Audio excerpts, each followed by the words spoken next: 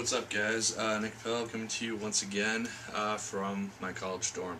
So, here we go. Today's book is Science and Religion in the Era of William James. This is the first in a volume of two. The second one, to my knowledge, is not released yet. And so, yeah, here's the book. It's approximately... The story itself is 231 pages. So, yeah, there you go. Let's begin, as I say. Characters. We got William James, who is the title character, obviously, and he's also the person that the book focuses on the most. Everything that happens in the book relates in one way, shape, or form to William James. He also came up with pragmatism later in his life, and is a way of thinking that a lot of people use today. So yeah, next is Henry James Sr. This is James's father, and he's a very traditional man in his way of thinking. At this time, which was about the 1840s, people did not really think that there was much else to find out. They thought that everything had been discovered and there would be nothing new to learn.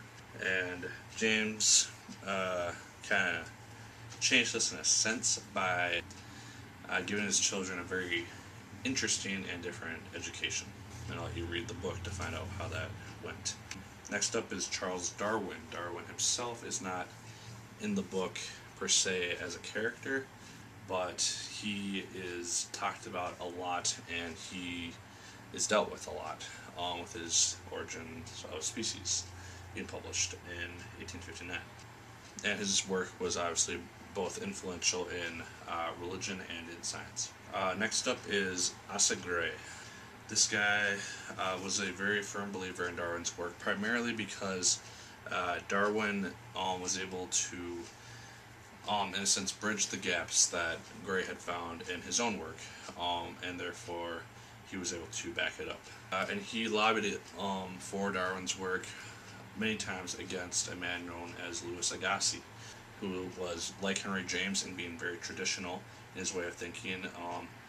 He believed that there was nothing else to find out, and basically refuted Darwin's work or anything that had to do with evolution. And lastly is Charles Peirce. Mr. Peirce basically helped James come up with the idea of pragmatism, and he also came up with the idea that ideas change over time, that no one idea stays the same, and it changes due to the change in condition and environment. So yeah, those are the characters. They're very similar from those in the Metaphysical Club. If you read that, then you will be in good shape and be familiar with a lot of these people. Next up is the plot. The plot, like the characters, is very similar to the Metaphysical Club, except that does not focus on four different individuals. It focuses primarily on William James and how he came to develop pragmatism.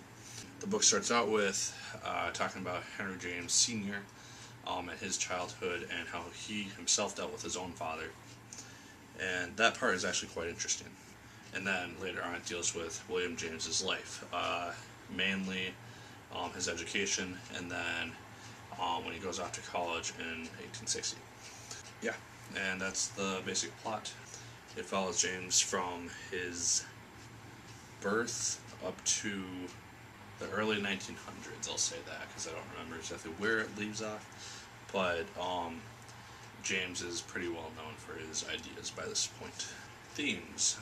You got religion versus science. This is an obvious one because you got Darwin, who is science, you got traditional people who are very religion-based in both these ways trying to explain basic ideas.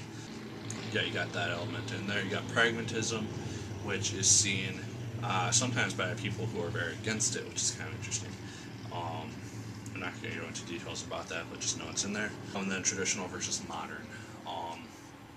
This also goes kind of with the science and religion theme, and also with some of the other books that I've been reviewing. A lot of this set is based on the traditional versus the modern, if you haven't figured that out already. So yeah, those are the themes, and last but not least, enjoyment. The book went about the same for me as the Metaphysical Club did. It started out a little more interesting than the Metaphysical Club did, just because it was a lot more history based, because it talked about how Henry James and eventually William James kind of came to develop as people and their histories throughout their lives. But once again, like the Metaphysical Club, it began to get into theories and concepts, and that stuff just started boring.